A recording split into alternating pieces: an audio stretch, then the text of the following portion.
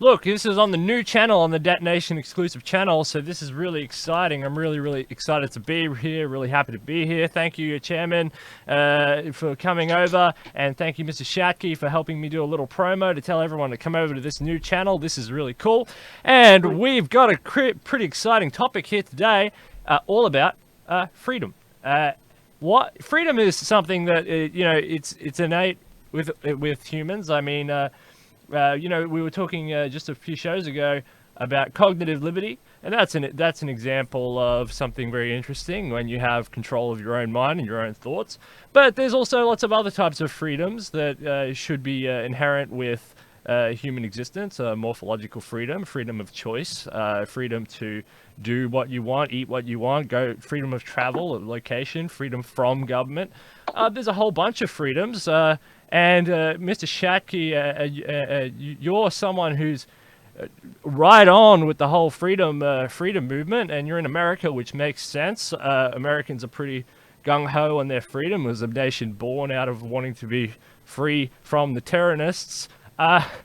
Schattke, freedom and transhumanism. Open up on what you want to talk about with freedom and transhumanism. Thank you very much, Mr. Schattke. Sure.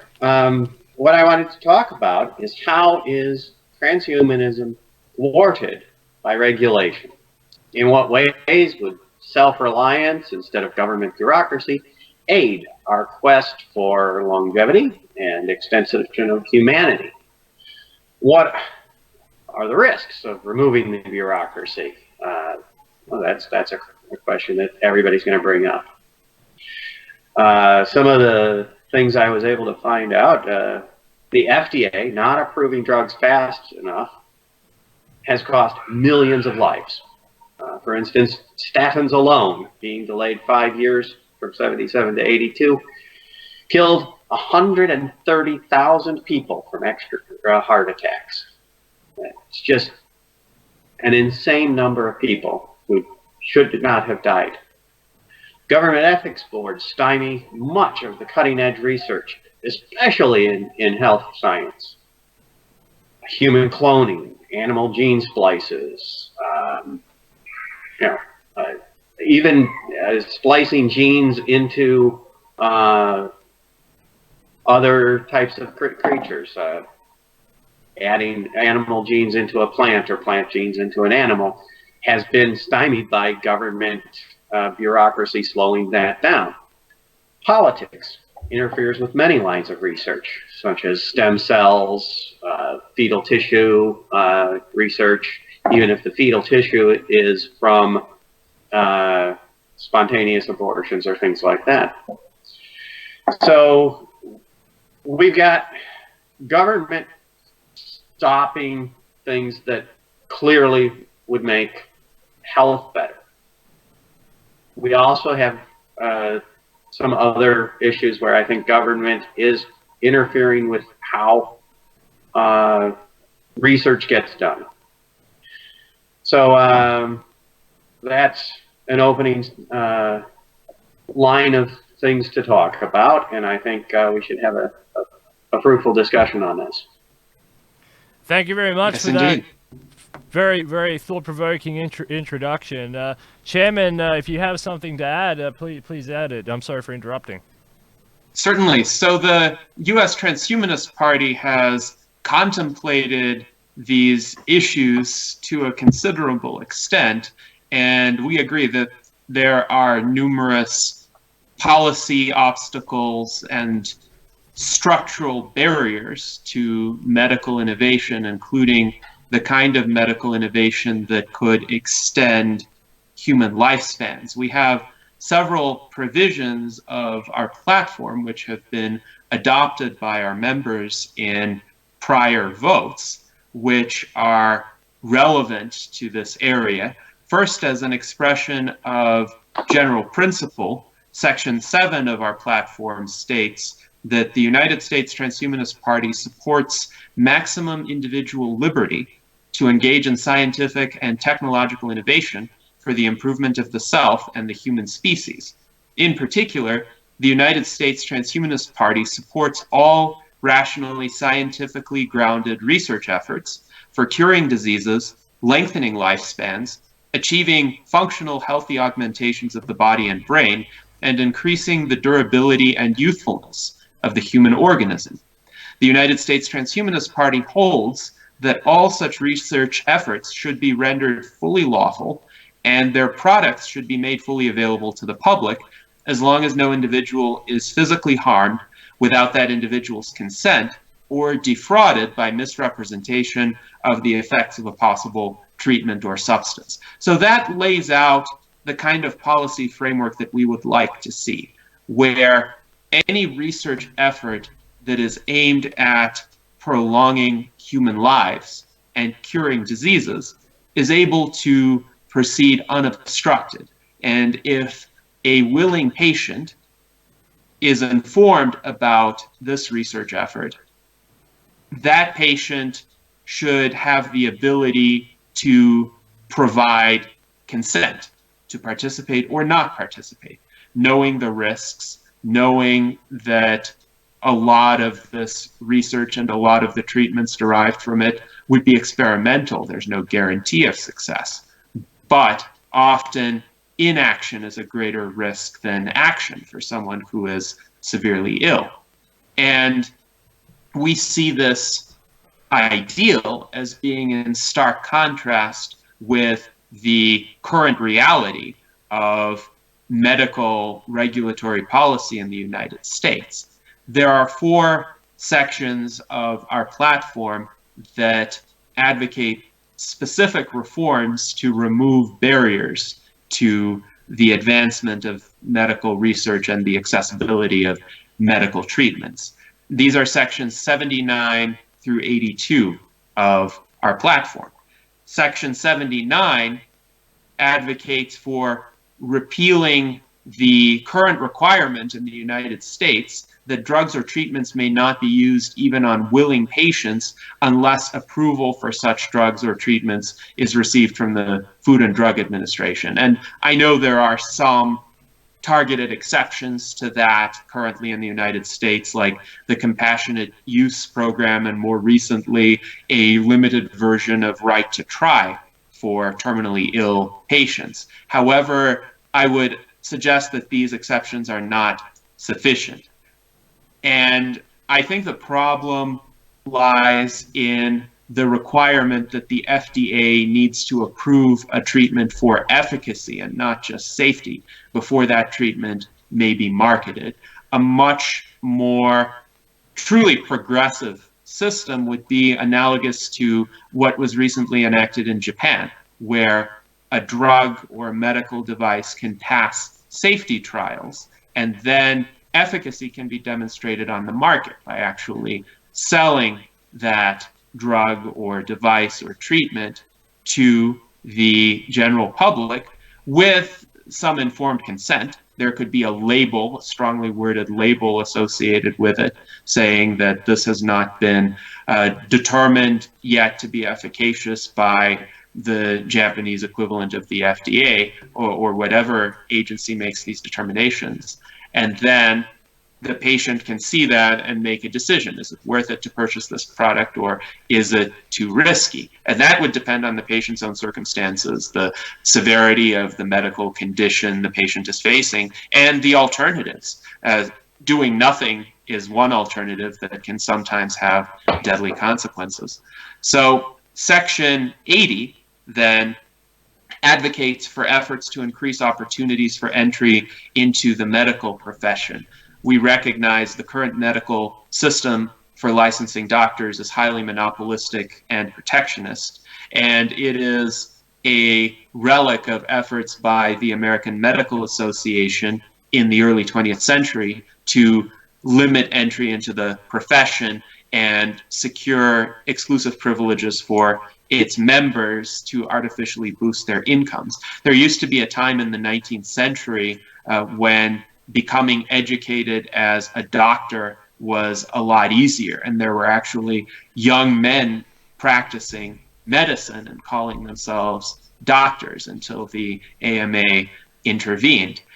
But what the AMA has done in the name of boosting standards and ensuring quality is that it has created a situation where there are far too few doctors. This inflates the costs to the patients, and this increases the waiting times for appointments. And actually, the increased waiting times, I would contend, are a more serious issue than the high costs, because to cure a disease, sometimes one needs to act quickly, or at least receive advice quickly. So instead of prohibiting medicine by all but a select few of practitioners, there should be essentially a tiered system. There are many routine medical conditions that don't require someone with a full-fledged MD degree to treat. And there could be private certifications that emerge on a competing market that could essentially focus on specific procedures or on a specific area of medical knowledge. One doesn't necessarily need to go to medical school and then residency and then fellowship to learn a wide variety of medical disciplines. One could say there are spillover benefits from doing that, but it's not necessary to perform every single task. So depending on the severity of one's illness or other condition or the kind of procedure that one wants, one could go to any number of tiers of medical practitioners. And yes, for neurosurgery, you would want a fully trained MD who is highly specialized in that line of work. But if you have a common cold, or if you have questions about a particular routinely available medication, you might not need that degree of expertise. And then Section 81 of the USTP platform supports reforms to the patent system that prevent the repatenting of drugs and medical devices or other means of acquiring any exclusive or monopoly rights over those drugs and devices once they become generic or have entered the public domain. What many people don't realize is that a lot of the controversies recently in the United States about astronomical price increases on certain medications and devices have arisen from devices and drugs that have long been generic, actually being monopolized by single corporations, and those corporations then raise the price sometimes by several thousand percentage points. This is what happened with Martin Shkreli and the drug Daraprim, which had been generic for decades before Martin Shkreli, but he was able to obtain exclusive rights to manufacture it. This was also the case with the EpiPen for essentially sufferers of certain allergies. And this EpiPen was also a device that was generically available for a long time. And then this company called Mylan essentially monopolized it and jacked up the price. And Jules Hamilton on one of our post-debate commentaries had mentioned that a team of college students had actually made an open source version, and they prohibited from bringing it to market because of Mylan's exclusive monopoly rights. So that's a situation that's unconscionable. How is it that any private entity could reassert control over a drug or treatment that it didn't even invent and that had long been cheaply available to the public? And supports reforms to reduce the times over which medical patents could be effective. Currently in the United States, the time frame for a patent is 20 years. And it's far too long to wait for the next generation of innovations in any given area. Patents are legal or not periods of time, and they're intended to essentially reward the inventors and make sure the inventors have enough time to profit from their discoveries. But in reality, very often what happens is that the patents are acquired by companies who are not the inventors. The inventors get relatively limited compensation, and then these companies either hold on to the inventions or license them out in a very limited manner, essentially inflating the costs to other parties to develop them. But essentially, a patent term of 20 years today means no entity other than the patent holder may initiate an innovation. And if another person has an idea about how to incrementally tweak a device, that person has to seek permission from the patent holder and often pay royalties. And so even if the possibilities for technological innovation are glaringly obvious in a certain field, the actual steps to make progress in that field might not happen for 2 decades. And then somebody else, as in the case of Milan or Martin Shkreli, might reappropriate the fruits of the new innovation anyway. So the USTP platform currently does not say eliminate all medical patents, although I would consider that as a proposal worthy of serious discussion. But it does advocate significantly shortening the patent terms. So if there's some benefit to the initial inventor or innovator of having a few years as a kind of first mover advantage, then that might still exist. But subsequent to that time, there should be a free competitive market. Essentially, incremental improvements over these devices could be brought out by different entities without having to ask permission or pay the original inventor money. Wow, there's so much packed into there, but yeah, the patent system is essentially at the core of most of the modern mechanics of medicine and information, which is essentially what that is. Look, Gennady, your internet is a little bit in and out. I don't know if you know that, but it's a little bit in and out. But if you can do anything on your side to remedy that, I'm not sure. Or if I'll try and do something on my side. But we got 98% of everything you said there. I also want to say, Mike. All right. Yeah. So Mike DeVerde in the comments, thank you for rallying here to this point. Usually I don't entertain the comments, but I am going to just this couple of this time and maybe a few other times in future broadcasts, just because we appreciate every single person who's come over to the new channel, and we really appreciate you, really love you.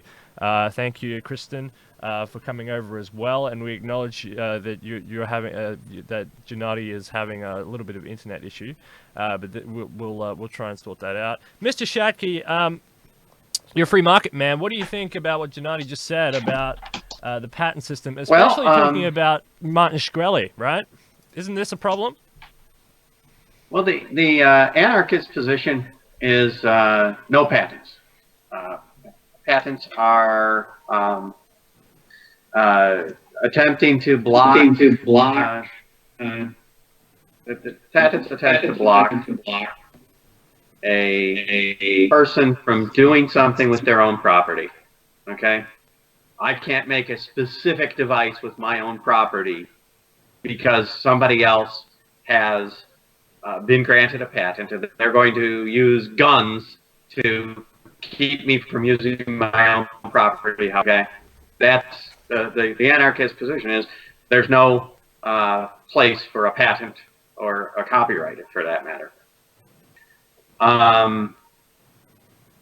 What are the risks of that, though? The claim is that if we remove patents, it will remove the incentive to invest in R&D in order to bring out completely radically new products. And I don't really think that is a valid concern. If you look at, say, the open source software community, where all of the copyright laws are basically said to be null and void because they've freed up everything that they're doing. SourceForge.net is just a huge booming sea of development, and people grab code from here and there and use it and make wonderful things with barely any extra effort. because they're taking pieces from all over and putting it together. I mean, Minecraft, the game, the mods for it would just come out in weeks, and you know, be just, and people would invest, you know, weeks and weeks of programming effort into these things. And the same goes for Linux. Linux was developed completely open source. Linus is making not a penny off of any of it, and yet he did it for 2 decades, and now he's gone on to other things. But you know,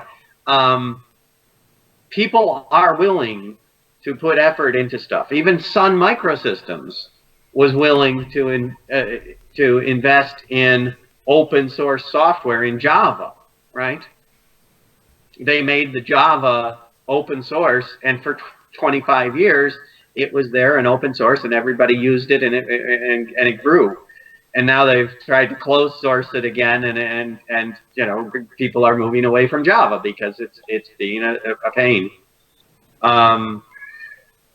So that's what's going. I think that the open source mode of operation lowers costs, both for the developer and for the consumer, and it introduces competition, but the competition is easy to do. Okay, the competition for little developments, it keeps people agile. Okay. So one of my favorite heroes in the patent world was Lawrence Lessing. He's massive because he innovated on he basically helped to found and start and emerge Creative Commons, which is a really great innovation, which has tiers of copyright, tiers of sort of patentware. That allows creators and developers and users to understand exactly where they stand on created content. Now, I think patents are important. I don't want the patent industry to go away, but you know, and there is certain technologies and innovations that should be patented, and that, you know, people have spent a considerable amount of their lives producing some amazing technologies and things, and they should be able to reap benefit from that. There are certain, you know, the Creative Commons opened up that world of innovation that allowed creators and producers and consumers to all interact with each other in a better way. But there is some problems with patents, you know, in terms of, you know, who has more money has a bigger say, as we found out with electrical companies versus oil companies, for example. Medical industry is no different. Johnson & Johnson versus some little startup. You know, it goes round and round. But look, Jonathan, how is transhumanism thwarted by regulation? Well, the obvious parts are the FDA is literally thwarting drug release and use in the marketplace. But also regulations on the use of technology, regulations on the use on Please turn that off, Kenneth. Excuse me. All right, Mr. Chairman, how is transhumanism thwarted by regulation? The FDA? Well, the FDA takes about 10 to 15 years to approve new medical treatments, and often there is a great deal of expense associated with it. So the average cost now to bring a new drug to market is not in the millions of dollars, it's in the billions of dollars. And one can imagine how high the barriers to entry become as a result.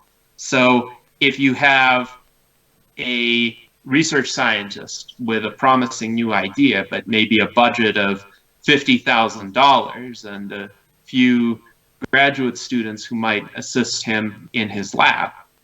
That is not going to turn into an FDA-approved drug, even though the concept may be revolutionary.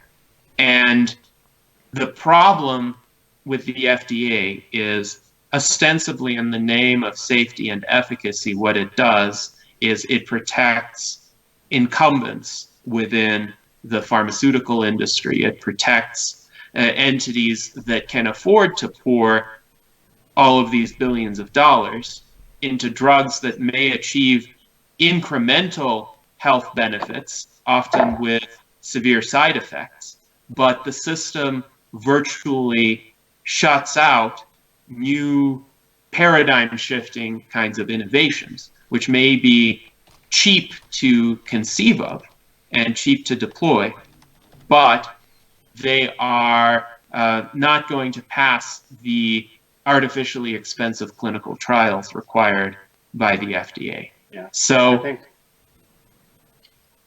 the system essentially ossifies the status quo and makes only very expensive but highly incremental advancements possible, whereas an open competitive system would allow for a lot of different conceptual approaches, some of which might not work, but others of which may indeed be groundbreaking. That's why I want to make the FDA completely voluntary. There will still be a place for an organization that specifically reviews drug and food interactions and things like that. But the FDA currently, the way it is now, is killing people. It is literally killing people. It is keeping drugs from people who we know, because they're being used overseas, they're being used in Europe, they're being used in Japan, they're being used in China. We know that people aren't dying from this drug in swarms. We know that the drug is helping people to live longer, and Americans are being kept from using it. Okay? We know that this is pushing up drug costs, okay? Because of the, very lengthy time between development and release and making money off of the drug. So every minute that you push a revenue stream into the future, you have to pay for in additional interest or on the money that you put in to do it.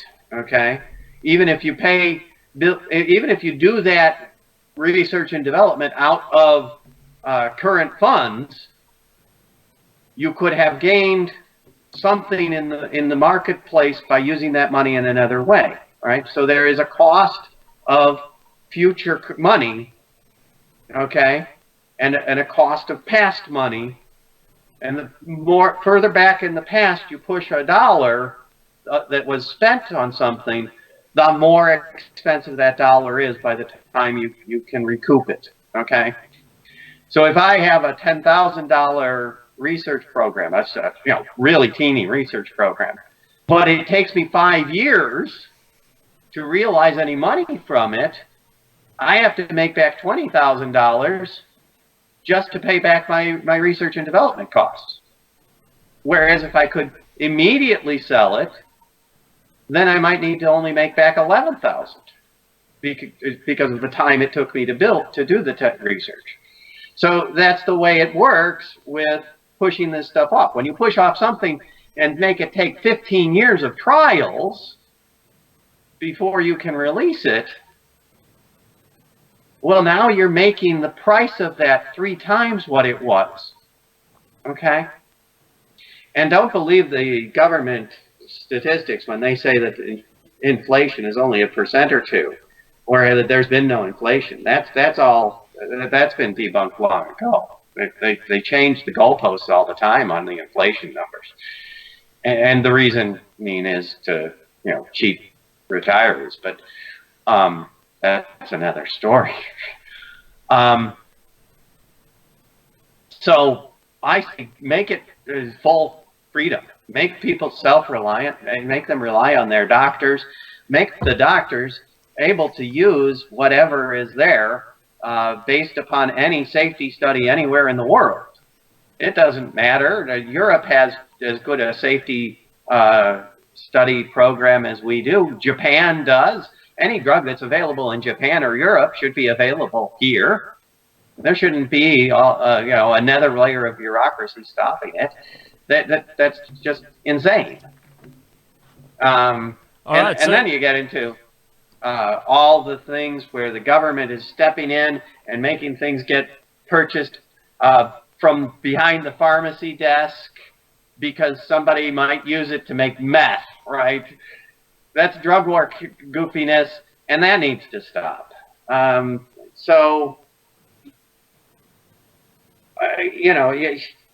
All these things just need to get pushed away.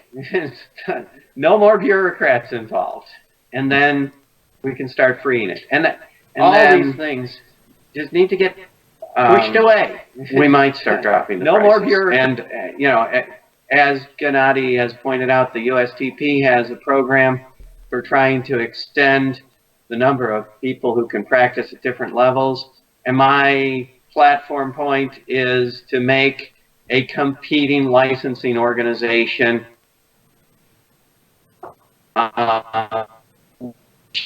is guaranteed that graduates will be able to work things to take money from the government. In other words, if you, Medicare, you have to accept these doctors under the new licensing scheme that the government has decided are adequate to practice medicine.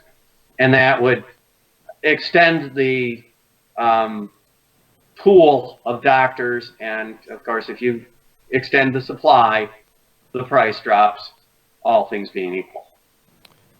All right, thank you very much for that, Mr. Schattke. So I just want to remind everyone, thank you everyone who's joining us right now on the channel. I think you're all doing a great job there in the comment section. You're doing a really fantastic job.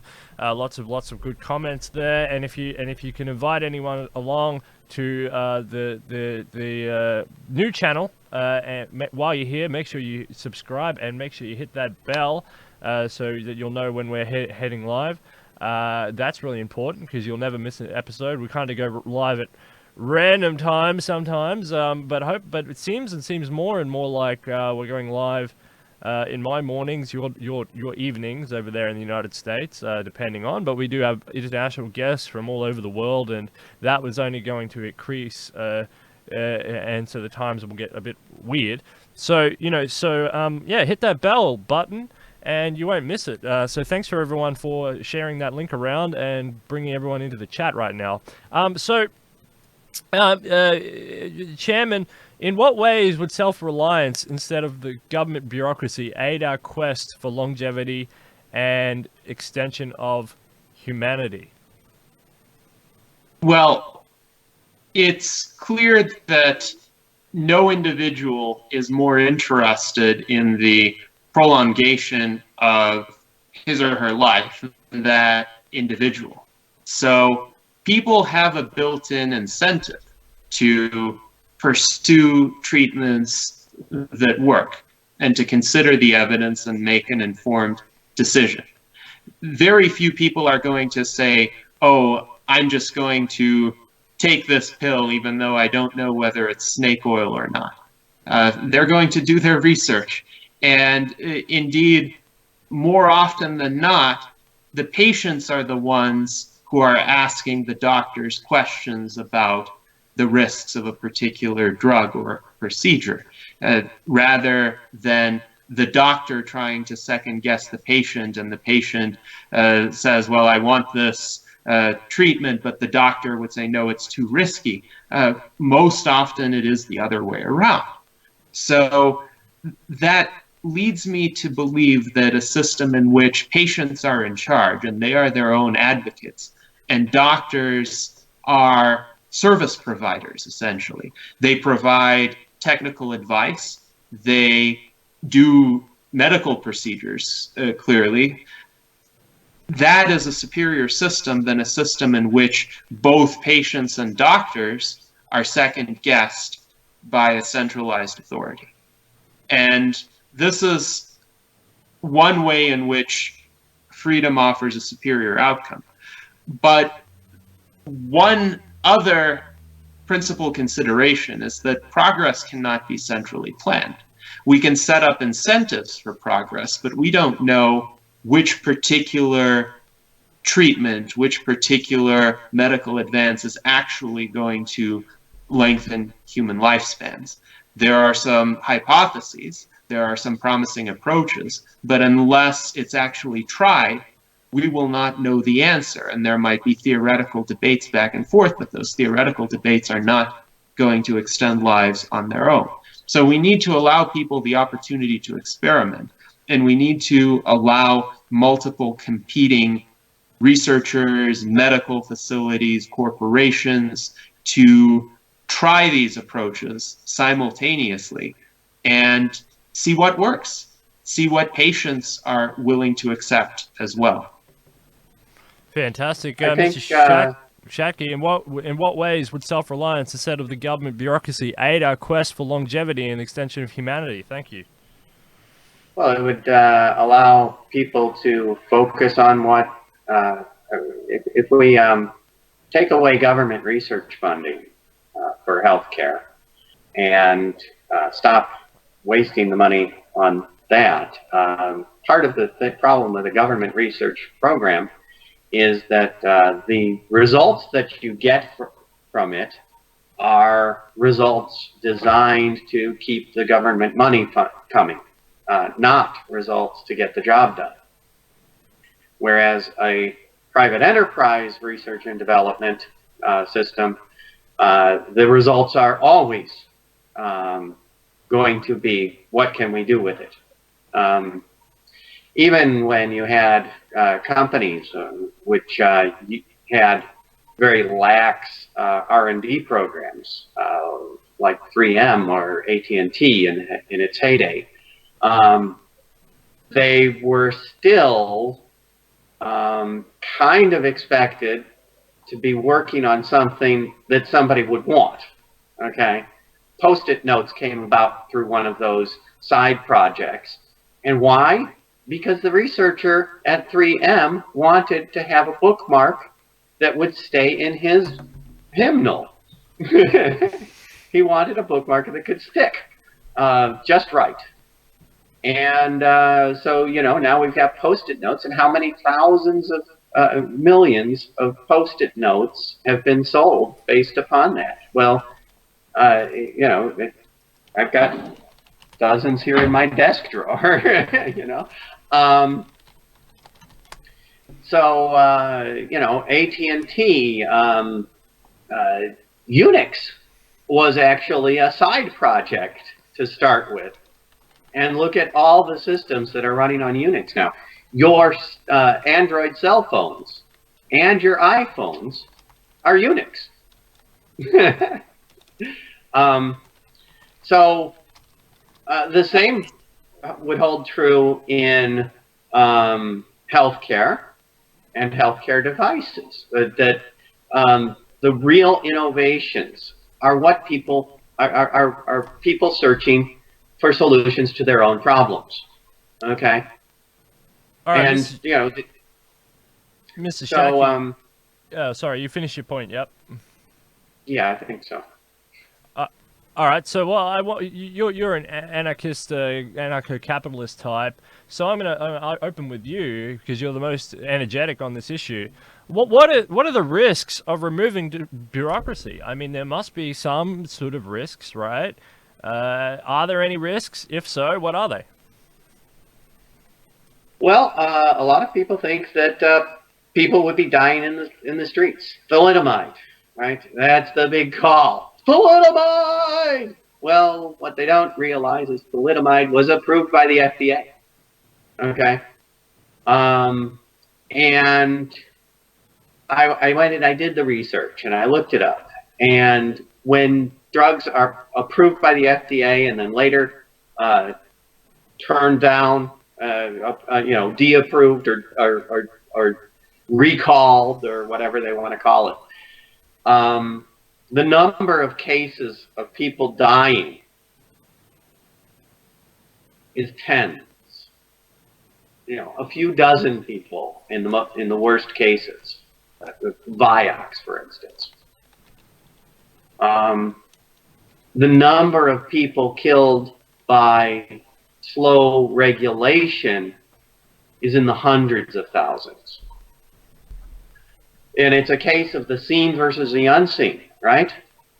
You can see the person killed by a drug interaction, and finally, you know, and the drug being removed from the public use. You can't see all the people who the drug would help before the drug comes out. You don't see the people who aren't dying because they're taking that same drug. You don't see the tens of thousands of people whose life was extended by many years because of Vioxx. All you see is the few tens of people who were killed because they had a drug interaction with Vioxx and another drug, okay? You don't see these many, many people helped. My first wife was on fen-phen, and she had fibromyalgia, which a lot of people will say is a fake disease, but it was stopping her from managing her life. And fen-phen let her function.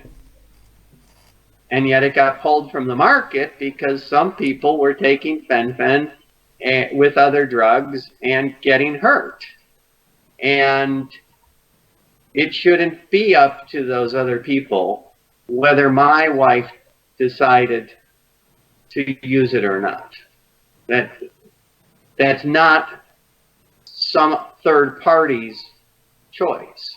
Now they could apprise her of the risks, say this has been shown to increase heart problems and things like that, and then maybe her doctor would prescribe echocardiograms every year, and if that started to show damage, then you can stop the program then. And it should be up to her and her insurance and her doctor, and not any third party of any sort. The other risk is that, you know, without patent protection, people wouldn't innovate. And I think I've already covered the fact that, you know, open source kind of completely blows that out of the water, that actually innovation happens faster without patent protection and cheaper. I mean, how many hundreds of millions of dollars have been shelled out in patent infringement lawsuits over the years? Windows got hit with one by Apple. Apple got hit with one for the same thing from Xerox, and on back and back into history, right? So you get a lot of wasted time. Another thing is people would say, well, we wouldn't be protected.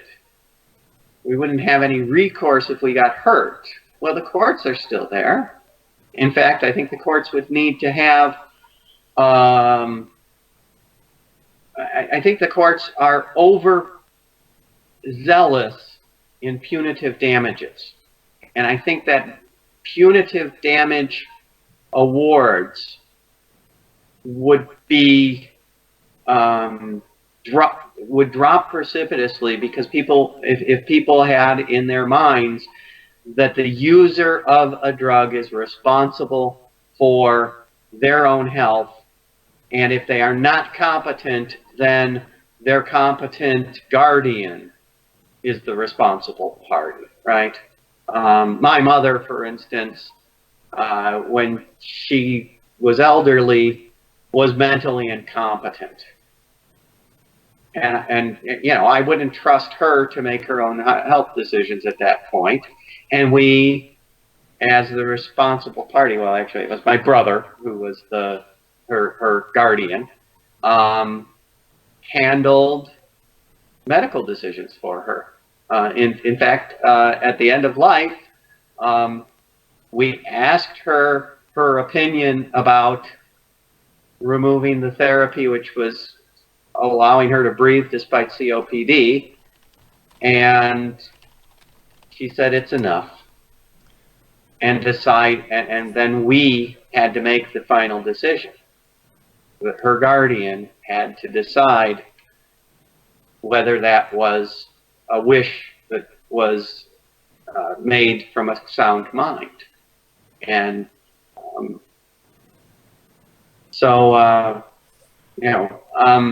think that sort of thing is the sort of risk that people see, is that things won't happen and that the people will die because of it. And the truth of the matter is, it's the regulation that is killing many more.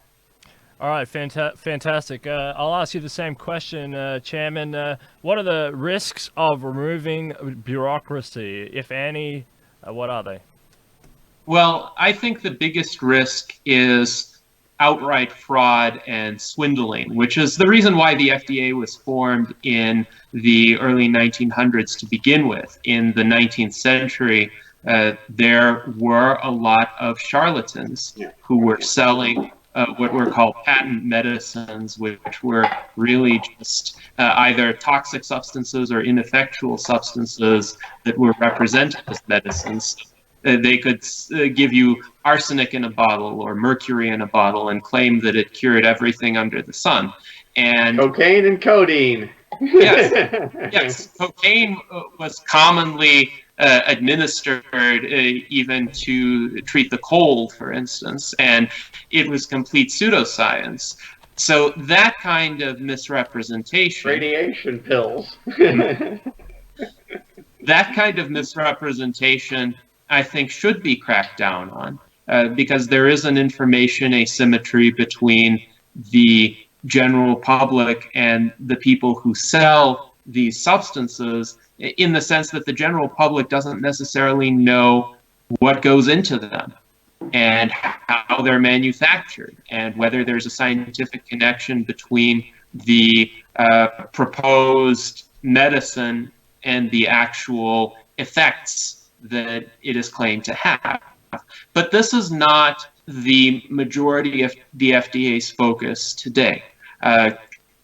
Combating genuine fraud should be relatively straightforward, because it is not that difficult to discern somebody as a snake oil salesman. But the problem has become that the FDA has focused so much of its efforts on genuine scientists and researchers who are trying to develop new treatments based on scientifically plausible hypotheses. Now, science is open-ended in the sense that new knowledge is continually being gained, and old hypotheses and even sometimes old established theories can get falsified. But that is a process of rigorous experimentation that needs to be allowed to continue and needs to proceed at a much faster rate than has been happening.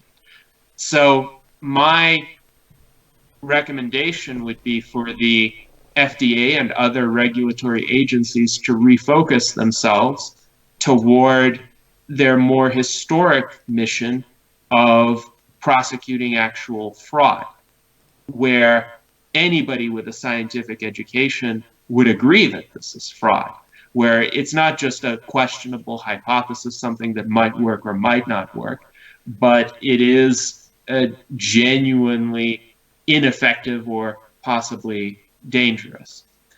Similarly, for instance, with... people are allowed to sell homeopathic remedies, which are basically placebos, right. Under the FDA. I think if we had a voluntary FDA and it certified that the ingredients list was accurate, voluntarily and would give a voluntary seal on the ingredients list and maybe another voluntary seal about it having passed safety trials if it's a drug, I think that would be able to put, sort it out in the marketplace. I think the people don't need a nanny state telling them you can't buy homeopathic remedies or you can't buy valerian, for instance, an herb which was banned by the FDA, right?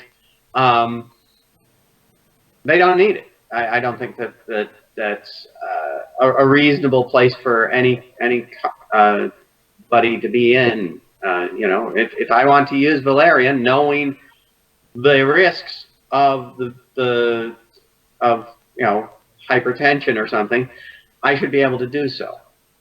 Interestingly enough, in the former Soviet Union, valerian is quite widely available and still fairly commonly used. I recall having received it as a child even.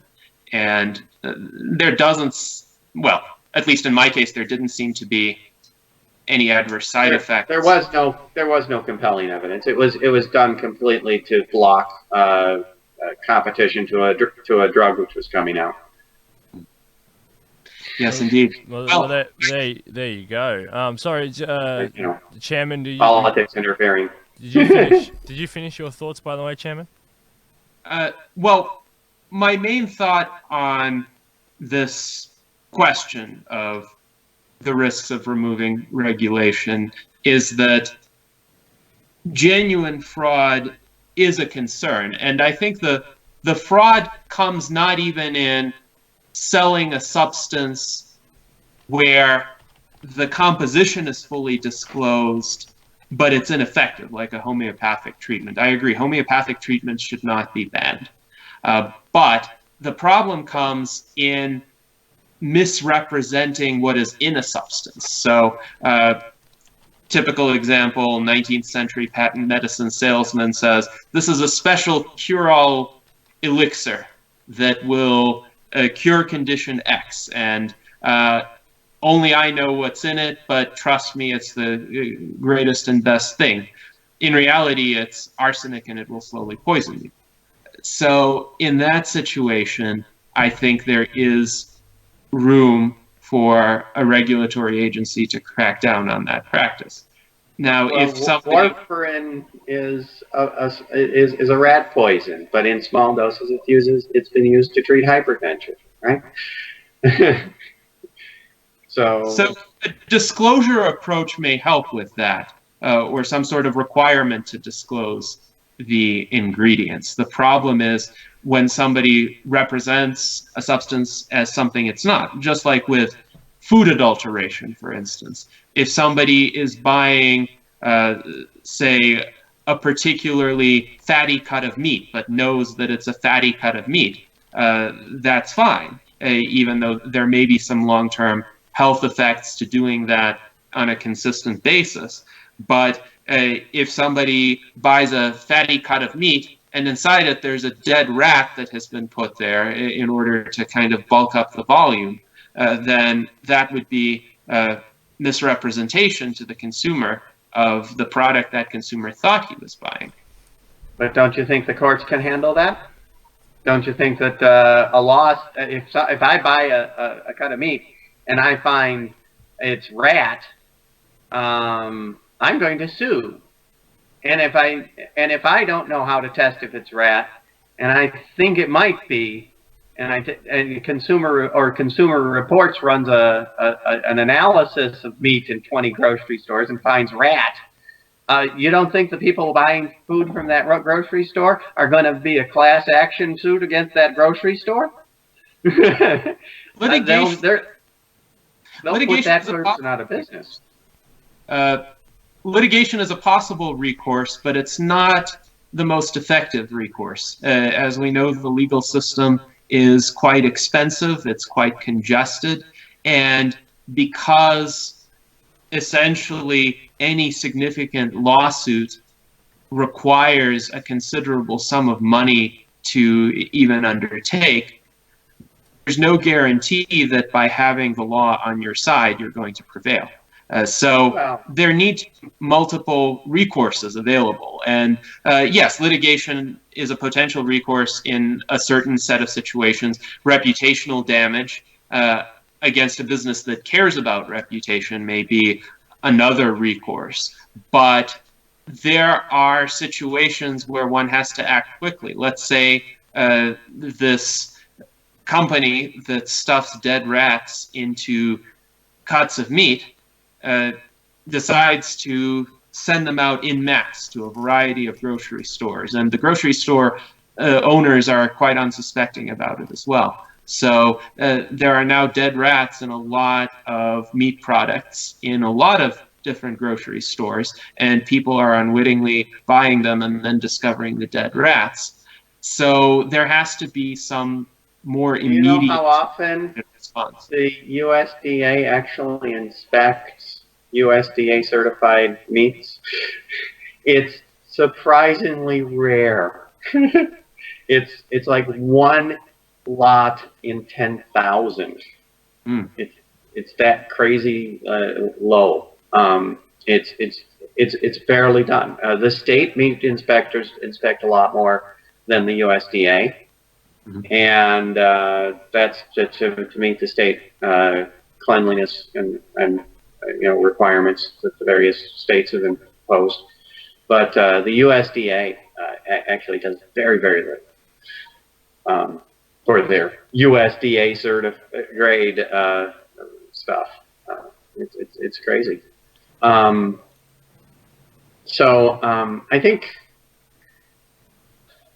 I think another risk that I could see is a lot of people think if we don't have government funding these long-term longitudinal studies and don't have a center for disease control and things like that, we might have these things not done at all, right? And there's some people who would say we aren't, without the CDC, people could die by swarms in a flu epidemic again.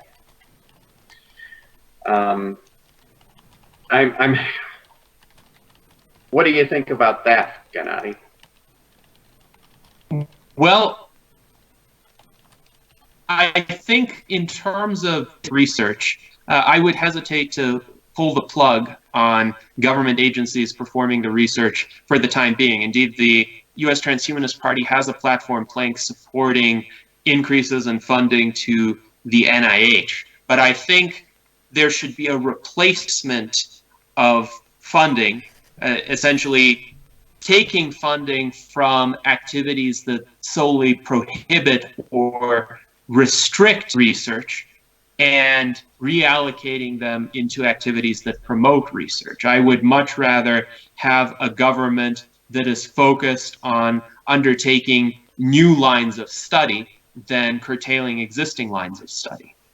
So that would be an incremental improvement. Now, are there some undesirable incentives to how government research grants are allocated? Certainly. There is a built-in bias toward caution, especially because a lot of the funding agencies can get raked over the coals by politicians if they're seen as being spendthrift, or they're seen as funding projects that are speculative. They might be accused of wasting taxpayer money. So it would be better to have private organizations that are willing to fund this kind of experimental research. Indeed, this was the genesis of the SENS Research Foundation. Aubrey de Grey realized that there's a kind of valley of death between the basic research that governments and universities often fund and the research that has immediate commercial applications or applications that large corporations so the SENS Research Foundation was created to target this middle area of research that is applied in nature, that is focused on how to actually reverse the damage of senescence, but that it is still at such an early stage that there can't be a product made from it within the next 5 years, maybe within the next 10 years, though they have spun out a variety of startups in areas of research where now there seems to be promise in making a product publicly available soon. So I think in terms of where the government funding might have a role, it would be in these safer, more basic stages where really the focus is on pure theory, in essence, because that's where there's not that much of a profit motive. However, the government can't achieve the kinds of advances in longevity that we're seeking. There has to be this middle tier of philanthropic private organizations that are willing to take these risks, that are formed for the purpose of taking these risks, and that won't be accused of misallocating taxpayer funds. All right. Well, what do you think of the difference in effectiveness shown by, say, the ITER Intergovernmental Fusion Project versus how well Polywell and with EMC squared, EMC Corp did? I think Polywell did greater fusion rates in a hundredth of the time with a thousandth of the funding, and then then all the government funded scientists put together, who still haven't built ITER after they said that it was going to be done in 2010. And you can find other examples. For instance, the Human Genome Project, where Craig Venter's private research team competed with the US government's team and actually was able to decode the human genome a bit faster despite beginning later. So I agree, there are perhaps differences in efficiency. The government agencies are sometimes constrained by their own overly rigid internal protocols. I do think that we need to be careful about discontinuing this research, though, because sometimes anything is better than nothing, and we can't be guaranteed that there's always going to be a private entity interested in such research. But, of course, there should be openness to private research in every area. And if private entities enter that area, then thought should be given to how necessary is it to publicly fund that research anymore, or but then you get devoted to something government political grants, doing things like testing the whether monkeys like cocaine, whether whether rats are going to die in captivity if they're given all the cocaine they want. These are the sort of things. You get all these. There are some ridiculous research projects that come up by government, but sometimes those projects are underlined by other motivations, other things that they're trying to do, and they have to do these funny, weird things in order to plug data somewhere else. Now, for example, the Large Hadron Collider isn't exactly a private enterprise, and I didn't see the private sector exactly. Being able to do that. Now you can say, oh well, the government's getting in the way of that because of political machinations or whatever, or borders or something. But there are arguments. There are other arguments on the other side of the fence, which is Matt Taylor's screaming about in the comments. Thanks, Matt, for joining us. You and Matt.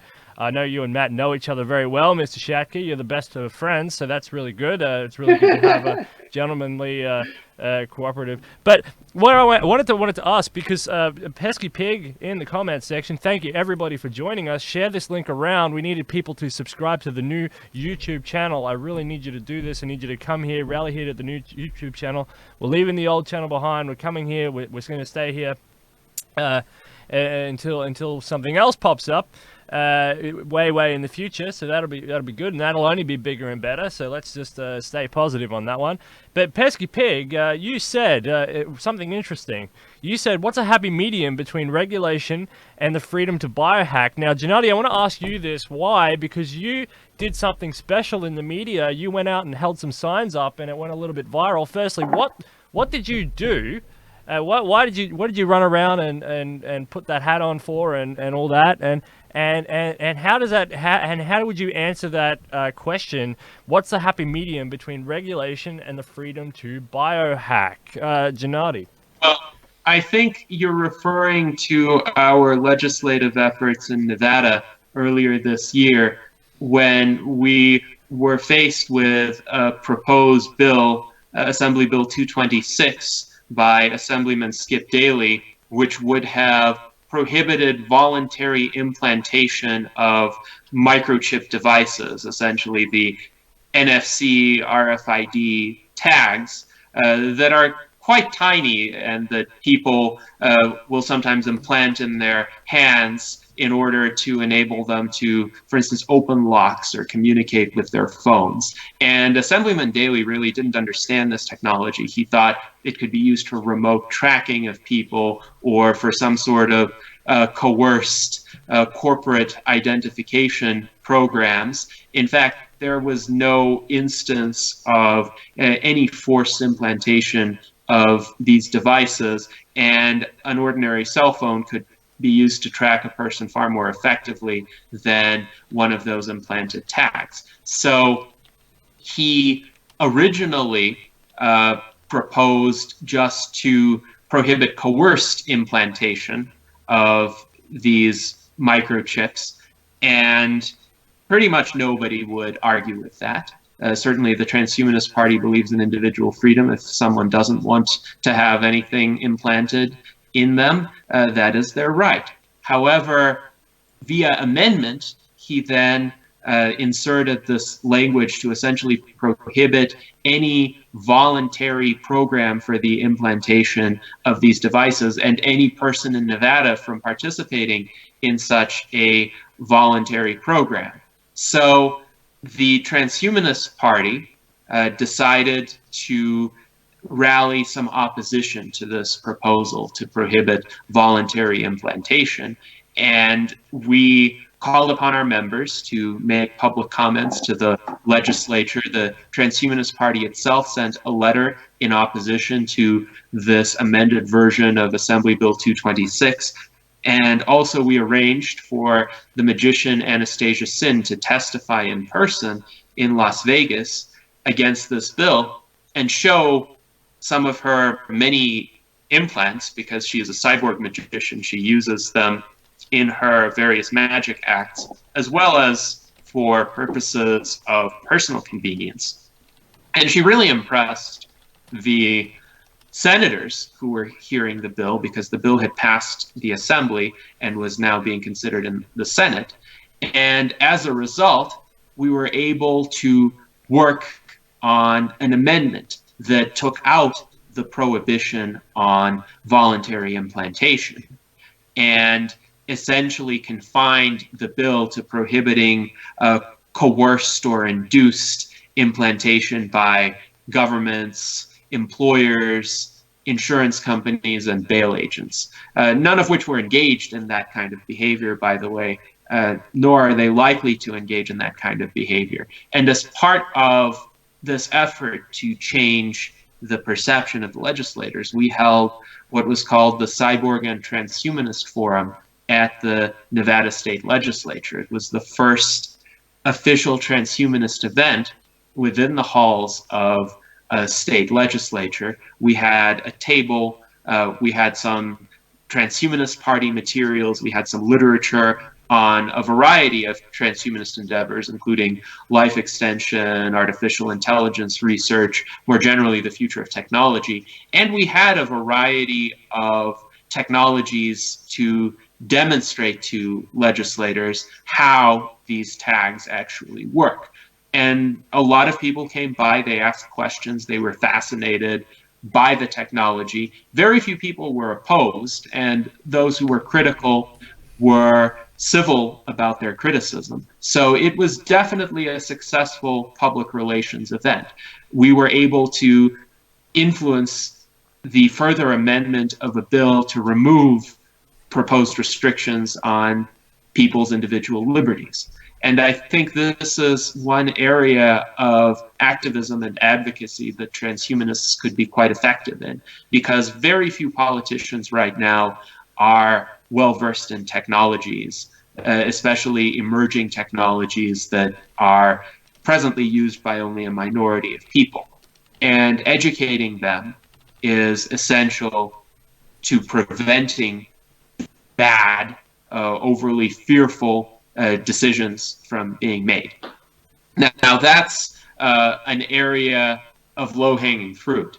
I think a more difficult battle would be to change FDA policy toward these emerging technologies. As an example, David Ishii, who is another biohacker, he does a lot of DIY biology, has been doing experiments on Dalmatians to essentially use CRISPR techniques to genetically re-engineer them to get rid of certain hereditary diseases. But in 2017, the FDA contacted him and sent him a very sternly worded letter, essentially saying, you are engaging in illegal experimentation, and these transgenic animals that you are creating are actually considered drugs. I put drugs in quotation marks because that's really a ridiculous designation to give to animals. But the FDA essentially tried to shoehorn them into the drugs category so as to be able to regulate them. The FDA has authority over food and over drugs, but not over animals per se. But the FDA sent him a list of ridiculous demands about how to treat these transgenic animals in order to comply with the FDA's testing requirements. And first of all, these demands would have been extraordinarily expensive to comply with. And secondly, they were cruel. The FDA actually requires the animals to be euthanized after the conclusion of the experiment, which is the exact opposite of what David Ishii was trying to achieve. He was trying to extend their lifespans.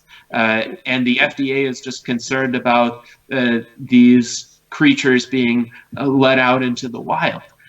And there are so many examples of protocols that are not just overly expensive or time-consuming or burdensome, but that are morally unconscionable. I don't think there should ever be a requirement to euthanize a healthy animal. That is beyond the pale for me. And that is a kind of requirement that transhumanists can work to reverse. Mr. Schattke, you two are both praxeological thinkers. You think within the framework of praxeology, which is interesting. So, what's the happy medium between regulation and the freedom to biohack? So, biohacking, Mr. Schattke. I think I know where you're going with this. Go. I don't think you can mince words with fascism.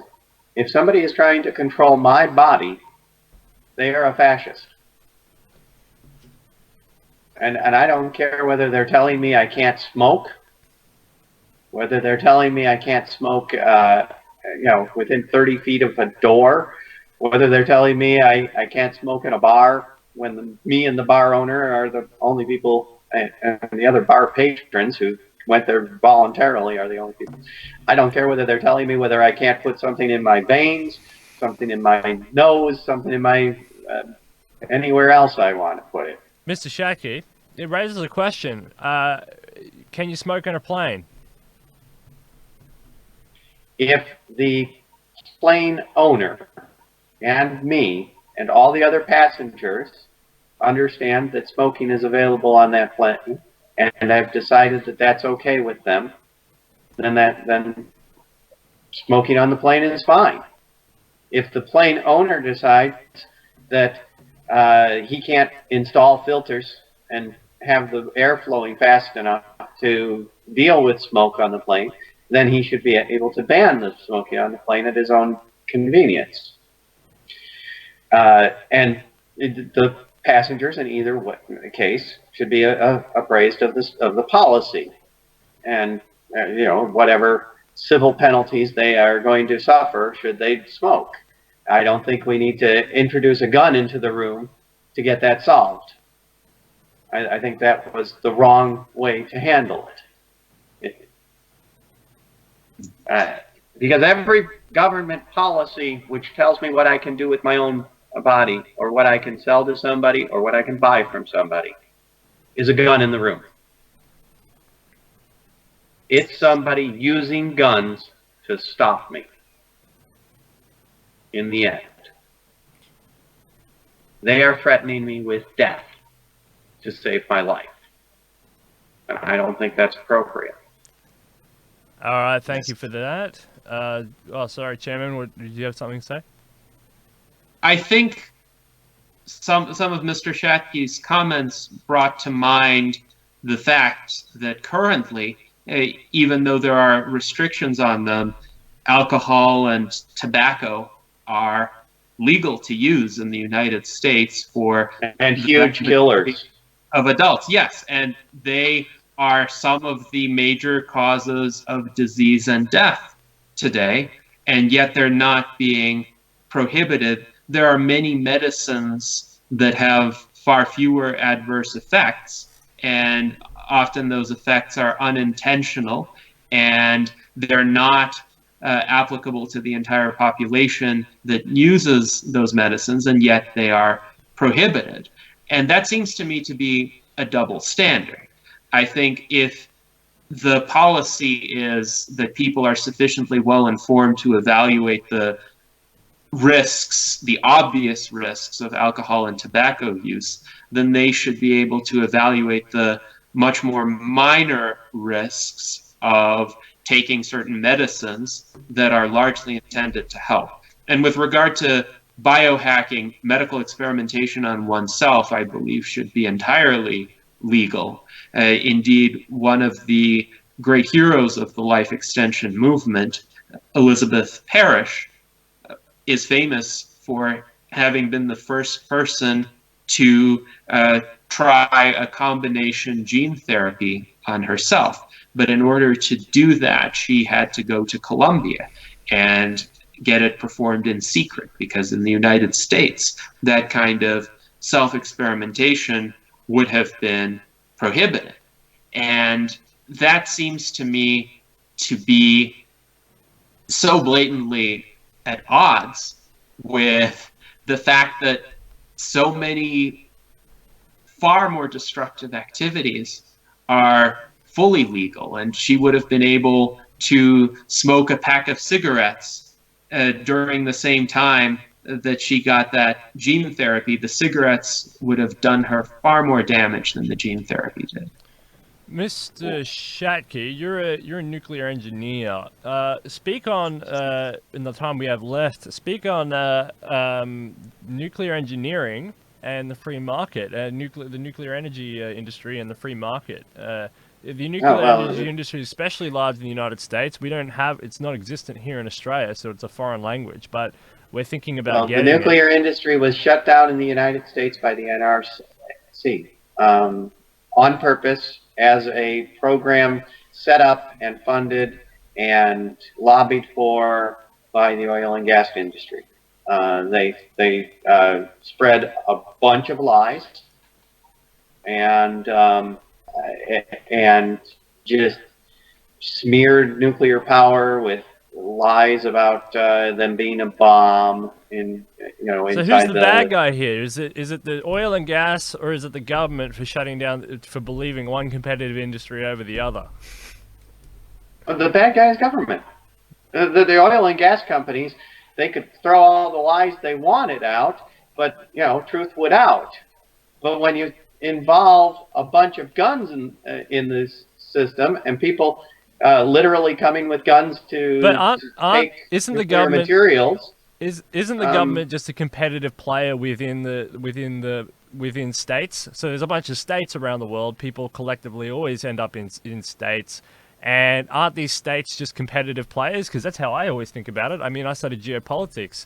People naturally, whether you like it or not, suddenly there's a government there, and it's something to compete against, and other governments want to compete against it, and it's the strongest industry wins. So if the oil and gas industry, snuffed out, if the oil and gas industry snuffed out the nuclear, ha ha ha, you know what I mean? I mean, they lose. It's competitive. They should have played better. Well, I think the problem is that competition is being waged by unsavory means. Instead of competing in the legitimate way, in terms of whose product or service is better, they are trying to use the political process to coercively undermine their rivals. Isn't the political process... The nuclear companies, the really responded very poorly to this to the system and let the NRC get built when it was completely unnecessary, and did not respond properly to the thing.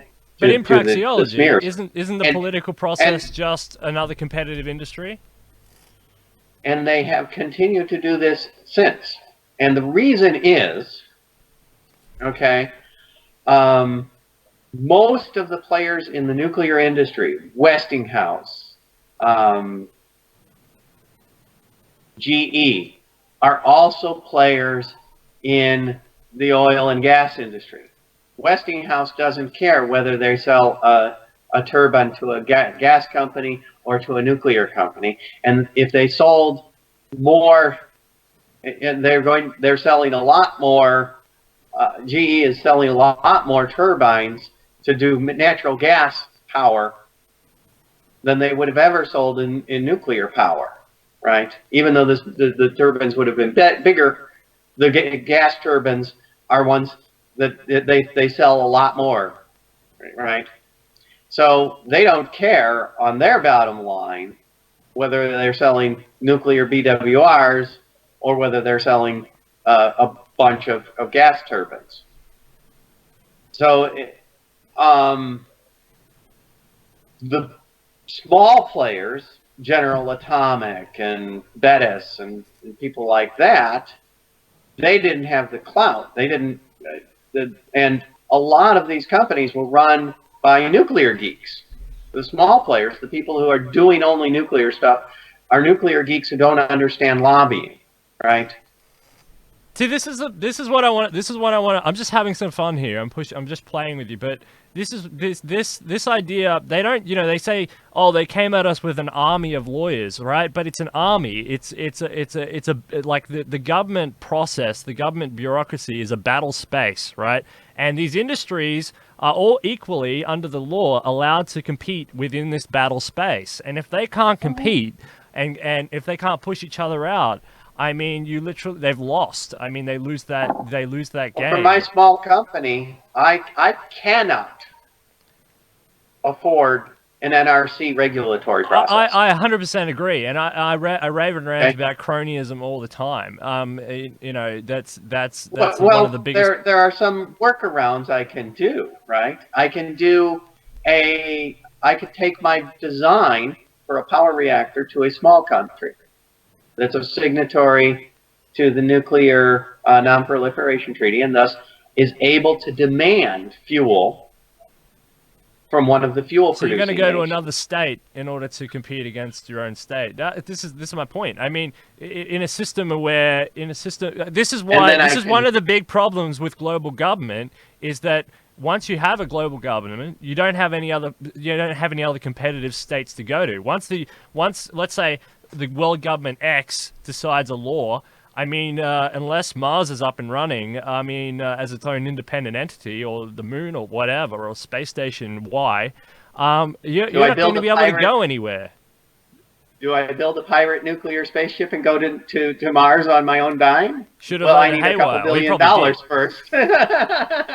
Here come the pirate spaceships again. I wanted to say that I think the arena of political competition is deeply troubling to me because while it's also motivated by self-interest, it's self-interest under the wrong incentives. And Adam Smith wrote about this extensively in The Wealth of Nations. His view is everybody is motivated by self-interest, and the way one gets public benefits as a result of self-interest is through the correct incentive structures. So if you have an incentive structure that encourages voluntary peaceful trade, then some people out of their self-interest are going to bring you products that benefit you.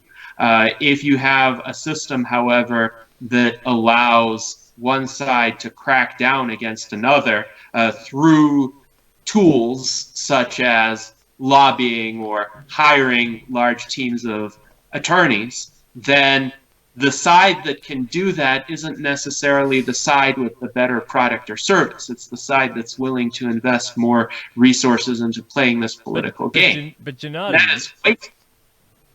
you end up with a problem that I just made up just then in my head, and it's called the Batman problem, where you end up with like Gotham City, where you end up the state as one gang and the Joker free market guys as another gang, and then you got Batman in the middle. What about the Batman problem, Gennady?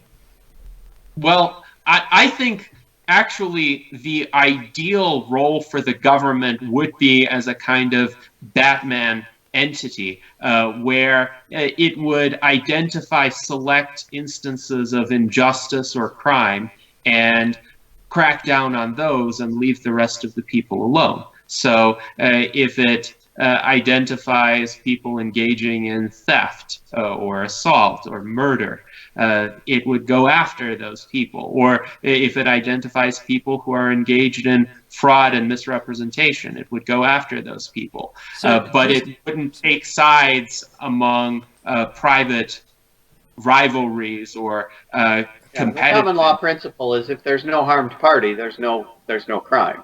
And yet the EPA, the FDA,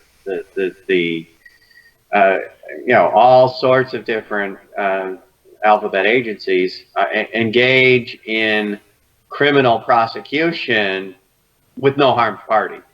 Because the government propaganda or the government sell point, right, is it's a law enforcement, idea. It's law. It talks about how it enforces the law, and is that kind of what you want to go back to? Is that both? I mean, Mr. Schattke, I know you're a little bit more like anarchist. Let's get rid of the whole mechanism, but replace it with some sort of private mechanism.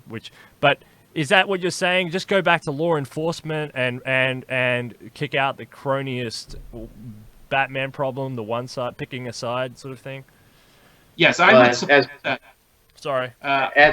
As president, that would be what I would do. I would return the government to following the Constitution as I understood it, and stop doing these extra things that are unconstitutional and beyond what is written. And that would simplify the government a lot and drop out a lot of these things where it's interfering with transhumanism. The way I see the government is it's another arena of human behavior, as you mentioned, Steele. And the question in my mind is that behavior beneficial or is it harmful? And theoretically, it could be either, depending on what that behavior consists of. But government is also staffed by human beings with human motivations. And those motivations fundamentally are no different from the motivations of actors in the private sector. My concern about a world with no government would be that there would be no recourse against private injustice. Indeed, if you have a world in which one private party can inflict violence against another, and there's a sufficient asymmetry of power and resources, who's to say that private party with the greater amount of power and resources isn't a quasi-government or an emerging government? In fact, historically, over the course of centuries, the difference between a government and a group of thugs is the government is accepted by the people as able to act like thugs. Okay? If a group of mafiosos did a no-knock raid on your house and stole stuff and kidnapped people, nobody would think that those mafiosos shouldn't be tracked down and killed. Every last one of them. But who would do the tracking down and killing? Your friends. Your relatives. There's many instances in human history. The other people in the community would form a posse. That's what happened in the Old West. Is the community formed a posse if a bunch of people robbed the bank or robbed one of their people in the community, they would form a posse, and then they would all go out and say, "Hey, you, give it back, and we're going to take you into the judge." And then, and if there wasn't a judge available nearby, then they hold a court and let the trial be heard. And so there are two problems with that. First of all, there's no guarantee that the posse is going to overpower the mafiosos. In fact, the mafiosos are trained criminals and killers, and they have many more techniques available to them than just your ordinary citizens who are outraged but may not know how to fight. But the second problem is, as Matt Taylor, candidate Taylor, mentioned in the comments, vigilante justice can result in some egregious decisions being made, because let's say those residents of the community are outraged at what the mafiosos have done, but they accuse John Doe of being in league with the mafiosos, even though John Doe is actually innocent, but there has been a rumor connecting him to them. So they drag John Doe out into the public square and they want to lynch him because these mafiosos are so terrible, when in fact John Doe is just a scapegoat. And how do we ensure objective justice that would protect the rights of John Doe if the only parties in question are the mafiosos, who clearly don't care, and the enraged... Well, people were lynched under with the rule of law in the South for decades. They lynched, Black they lynched blacks just on hearsay, and so I don't see how the government saved those people. Well, ultimately, what saved the blacks from lynching was personal firearms, and when that wasn't enough, nothing saved them, because they had the people doing the lynching were often the people in government. Well, people in local and state governments in the American South, but ultimately the U.S. federal government did intervene and put an end to a lot of these injustices, as well as the injustice of segregation. And this is one situation in which I would say the intervention of a higher level of government actually removed the injustices imposed by lower levels of government. Segregation could not have arisen on a free market, by the way. There were laws that prohibited essentially the kind of integration that would happen if people were allowed to voluntarily trade and exchange ideas and form friendships. Segregation had to be enforced by laws, just as during the era of slavery in the southern states, sometimes slave owners were prohibited from teaching their slaves to read or emancipating their slaves even under certain circumstances. And the emancipated residents of the South also had many fewer rights compared to the white population. And this was a set of injustices. It ultimately took the intervention of a higher level of government to correct those injustices. But by abolishing slavery, and later on by abolishing segregation, the US federal government acted in a more libertarian way than the state and local governments in the South. So I think from a libertarian perspective, those were very salutary developments. Now, one could think of, say, a highly advanced alien civilization coming to the Earth and deciding, well, all of these human governments are horrendously flawed in their policies and their impositions on human liberty. We're going to put an end to that. So there could be, say, one alien that descends from the ship and says, well, we have overwhelming force here. You are going to reform the FDA right now. You are going to lift restrictions on medical research, and you're going to allow it to proceed unhampered. And if you don't, our civilization is millennia ahead of yours. So you can pretty much be assured that we are going to be able to enforce our requirements for you to lift your requirements with essentially perfect precision. So I think that sort of situation might actually be to the benefit of humankind.